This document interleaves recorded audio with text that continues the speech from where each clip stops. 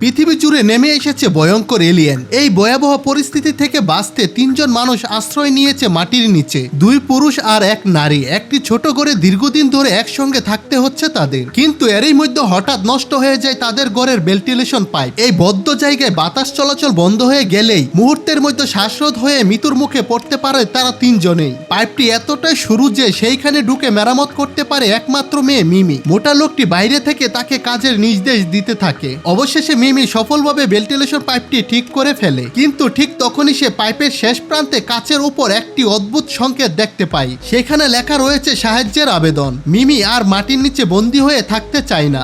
বাইরে আসলে সত্যি বিপদ আছে কিনা সেইটা নিজের চোখে যাচাই করার সিদ্ধান্ত নেয় সে। গোপনে জনের সঙ্গে আলোচনা করে বাইরে বের হওয়ার পরিকল্পনা করে মিমি। দুজন মিলে সিদ্ধান্ত নেয় তারা এই জায়গা থেকে পালিয়ে যাবে, কিন্তু তাদের গোপন পরিকল্পনা টের পেয়ে যায় মোটা লোকটি। কোনো দ্বিধা না করে সে গুলি করে হত্যা করে জনকে। এরপর সেই হত্যাকাণ্ডের মাধ্যমে মিমিকেও ভয় দেখিয়ে নিয়ন্ত্রণে রাখে সে। বন্ধুরা, এই ভিডিওটির পার্ট 2 দেখতে চাইলে অবশ্যই আমাদের চ্যানেলটি সাবস্ক্রাইব করে পাশে থাকবেন।